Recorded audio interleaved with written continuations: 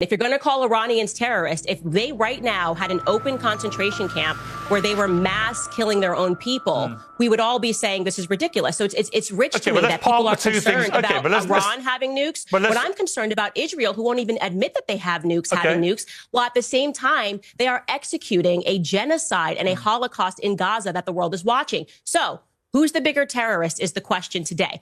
I would say as an American that if we're going to get behind a regime change, it should be in Israel first. So that would be my position. I think the position of a lot of people who are waking up to the fact that Zionism has brought us nothing but grief in America. Can you name one positive thing that Zionists have contributed to America? That us fighting these perpetual wars on behalf of Zionism has contributed to America? When the leader of Iran says death to America, why doesn't that concern you? That's a chant. And by the way, I want to be very clear. Why are they chanting death to America? Why are they chanting that? That's kind of a random thing. Like, I don't wake up one day and go like, dead? But why do they want... Why are they specifically chanting as opposed to saying, I don't know, death to China or death to Russia? What is it specifically about America? Well, they say death to America, death to Israel, death to the United Kingdom, actually. Oh, okay. Death to pretty much anyone that wants to stand up to them.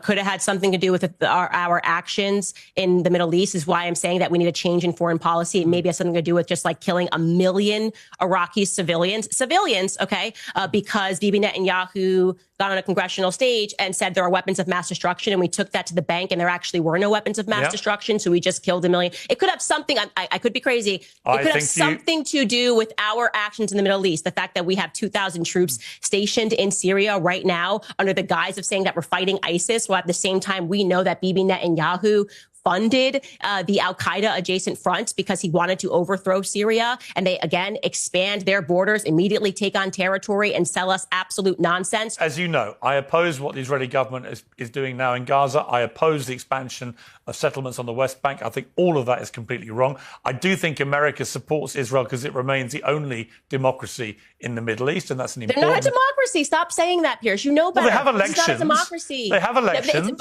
But who gets to vote in those elections? Do the Gazans get to vote in that election?